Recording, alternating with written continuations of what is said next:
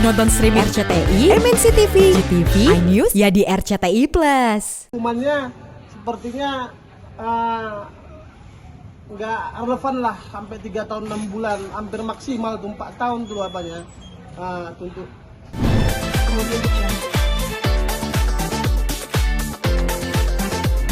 Kan pasal 263, 378, 372. Tapi jaksa di antara 3 tadi, jaksa menganggap bahwa 2 tidak terbukti, tapi 1 terbukti. Yang selama ini banyak dipermasalahkan tentang 263 pemalsuannya, ternyata jaksa menilai tidak terbukti. Nah, kemudian jaksa menilai bahwa pembuktiannya itu terhadap pasal 378 tentang penipuan. Nah, ada beberapa poin yang kita catat yang sampai hari ini, meskipun persidangan itu sudah digelar dan saksi-saksi mengakui, termasuk saksi Agustin sudah mengakui sudah menerima pengembalian uang, tapi jaksa menutup matanya, kacamata kuda, tidak menganggap bahwa saksi Agustin itu sudah menerima pembayaran. Nah, ini yang kita sesalkan, itu. Padahal jelas-jelas rekan-rekan wartawan sudah dengar, saksi Agustin sudah menerima pengembalian uang hampir 500 juta, begitu juga saksi Karnu juga 770 sekian, tapi ternyata jaksa tidak mempertimbangkan itu, bahkan tidak mengakui bahwa itu sudah dikembalikan oleh terdakwa, padahal itu sudah dinyatakan oleh saksi sendiri, gitu loh. Itu kita sesalkan. Nah, mengenai hukumannya sepertinya nggak relevan lah, sampai 3 tahun 6 bulan. Hukumannya sepertinya nggak relevan lah, sampai 3 tahun 6 bulan, hampir maksimal tuh 4 tahun tuh apanya tuntut ancamannya. Tapi bisa 3 tahun 6 bulan, nggak ada pertimbangan sama sekali terhadap pengembalian uang, gitu loh. Bu Susan sendiri menanggapinya gimana? Akankah masih, karena kan prosesnya masih dua kali persidangan lagi ya? Iya, jadi masih tuntutan. Nanti kita akan sampai dengan pledoi kita. Jadi kita akan masukkan fakta-fakta di persidangan yang kita temui. Nah, ini banyak yang tidak diungkapkan oleh jaksa. Jadi itu nanti akan kita ungkapkan di dalam pledoi kita nantinya. Bu Susan, kemarin sendiri dari pihak korban juga mengatakan katanya ada korban yang stres hingga meninggal gitu Bu. Wah, itu nggak ada hubungannya dengan ini. Kita nggak tahu yang mana. Nyatanya yang waktu saksi-saksi itu tidak ada yang meninggal, tuh hadir semua. Ini kan korbannya kan di sini nih, yang bersaksi di persidangan ini kan ada 11 orang. Itu korbannya, dan itu ada yang meninggal. Kalau ada yang lain-lain kita nggak tahu itu kenapa nggak dipanggil kemarin sebagai saksi. Dan penyidik pasti tahu lah itu ya kan, mana yang harus diverifikasi ya. Jadi kita mudah-mudahan kita buat pledoinya hari Kamis kita bacakan. Menurut pandangan kita, terdakwa memang Olivia itu ya adalah alasan pemaafnya dengan mengembalikan uang tadi itu kan, walaupun tidak menghapus pidana, tapi kan dia sebagai alasan pemaaf harusnya kan gitu, karena uang sudah dikembalikan, nggak ada lagi kerugiannya. Apa yang rugi? 615 juta ya, 630 juta katanya. Tadi jaksa mengatakan 30 juta. 630. Tapi faktanya yang kita hitung nggak sampai 315. Itu juga Nah, itu aja udah berbeda. Gitu. Kita sesuai dakwaan dia ya. Nah, ini agak berbeda, jauh banget dari 630 sama 315. Tadi sendiri Oi pas mendengar putusan tuntutannya 3 tahun 6 bulan. 6 bulan seperti apa Bu? Sedih lah ya. Ya, dari raut wajahnya ya kelihatan sedih lah ya. Siapapun juga mendengar ini juga pasti sedih, karena ini maksimum ya. Jadi tuntutan itu tuntutan itu 3 tahun 6 bulan itu sangat berat untuk pasal 378 ini. Berharapnya dihukumi. Ya, kita berharap kita nanti di pledoi kita mudah-mudahan majelis hakim akan mempertimbangkannya. Nah, ini kan masih ada waktu gitu. Nah, nanti penentunya adalah majelis hakim yang memutuskan. Jadi kita tunggu. Bang, OI bakal bikin nota pembelaan sendiri juga nggak, Bang? Iya, kan sudah disampaikan tadi bahwa itu buat pledoi sendiri selain dari kita. Soal apa tuh, Bang? Ya soal kasus ini dia akan buat sendiri dan itu nggak ada campur tangan kita, memang dia buat sendiri dan dia sampaikan. Kalau dari kita sendiri ya di kami siap pembacaan pledoi. Ya hakim sudah tahu lah ya. Walaupun jaksa penuntut umum seperti itu kan tuntutannya kan, tapi hakim kan punya pertimbangan tersendiri. Bang, di pledoi besok apa akan ada fakta-fakta baru? Ya salah satu faktanya bahwa 263 tadi yang dikatanya menggunakan surat palsu itu tidak terbukti. Jaksa sendiri pun sudah mengakui tidak terbukti.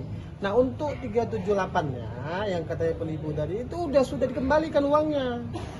Sudah kita sampaikan kemarin rekening korannya ke majelis hakim. Dan si saksi tadi si Agustin sama si Karnus dia sudah mengakui bahwa sudah menerima pengembalian. Kan gitu. Jadi 378-nya nggak elok kalau untuk tuntutannya 3 tahun 6 bulan gitu loh ya. Nah kita mungkin karena ada sesuatu bekerja sama jaksa gimana? Ada dugaan bekerja sama dengan dokter. Nah ini tuntutannya 3 tahun 6 bulan. Apa kerjasama? Ya bilang ya. Kita dapat informasi ya. Pak Edi Purwanto berhubungan dengan Ibu Susan melalui sambungan telepon. Ya, kemudian untuk menanyakan kalau memang Pak Edi tadi itu pernah mengirimkan sejumlah uang dan tidak ada barang buktinya di persidangan. Kalau memang ada, buktikan ke kami, nanti kami kembalikan. Itu pesan dari keluarga.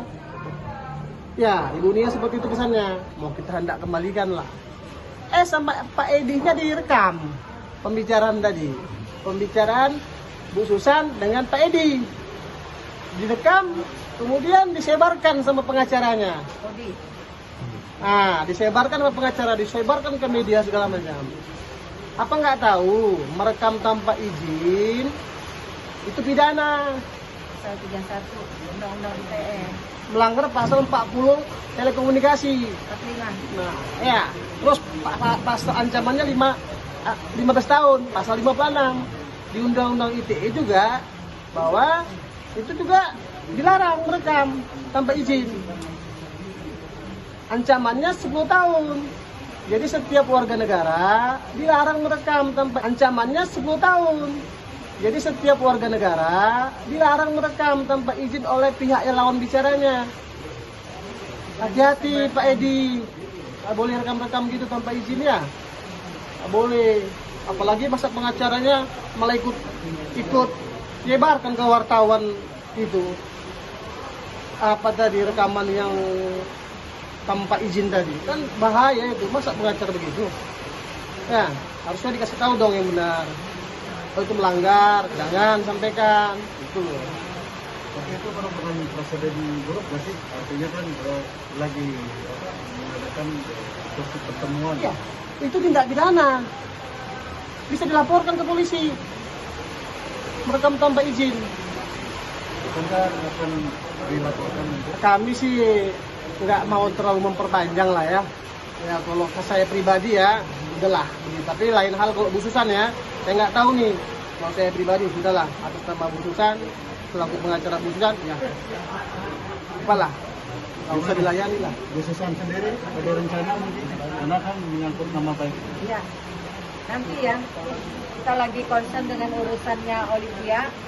Jadi itu nanti kita pikirkan. Ya, jadi kita jangan bercabang lah. Saya masih concern fokus untuk buat pledoinya Olivia.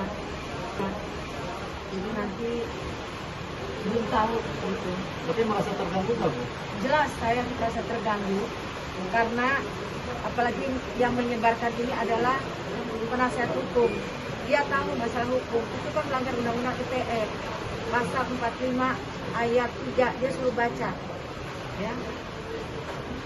Jadi udah jelas itu unsurnya ada, tapi kita akan pertimbangkan. Kita tidak mau bercabang lah ya, Karena kan saat ini saya sebagai kita tim sebagai kuasa hukum Olivia, jadi kita fokus untuk pledoinya dulu. Dan nanti kita menunggu keputusan majelis hakim. Awalnya seperti apa sih Bu? Dengan obrolan itu sendiri, ngebahas soal apa gitu kan?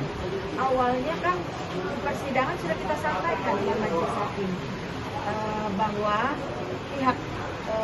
pihak keluarga, pihak Olivia ingin mengembalikan kepada Edi Purwanto karena Edi Purwanto tidak menjadi bagian daripada Pak Karnu dan Ibu Agustin.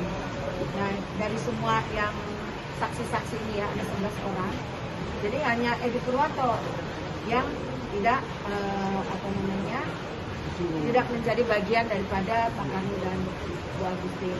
Makanya kita sampaikan dengan keluarga, suap itu kalau suap itu kan memberi orang keuntungan, ini kan tidak, mengembalikan uang dia sendiri gitu loh. Nah itu saya memang benar koordinasi dengan jaksa, boleh-boleh saja koordinasinya. Saya menanyakan, Bu, menurut penasihat hukumnya semua dokumennya itu sudah diberikan kepada jaksa ketika waktu itu ke penyidik dan dilimpahkan pada jaksa. Terus saya tanya, ada Bu ininya, buktinya? Ada. Saat di dalam persidangan tidak ada ya? Tidak ada. Nah, katanya ada, makanya dia kirim ke saya. Nah itu koordinasi seperti itu hal yang wajar. Jadi kalau ditambah bumbu masak, itu biasa lah ya, bumbu masaknya penasihat hukum di sebelah sana gitu. Tapi hal-hal itu lumrah Bu ya? Ya lumrah aja. Nggak melanggar. Oh tidak, gimana melanggarnya? Dan itu dibicarakan kok di depan pengadilan, di persidangan. Jadi di mana melanggarnya? Ya harus belajar dulu dong. Apalagi dia bilang melanggar kode etik yang mana? Dia yang melanggar kode etik karena menyebarkan rekaman tanpa izin. Pidana itu. Pidana.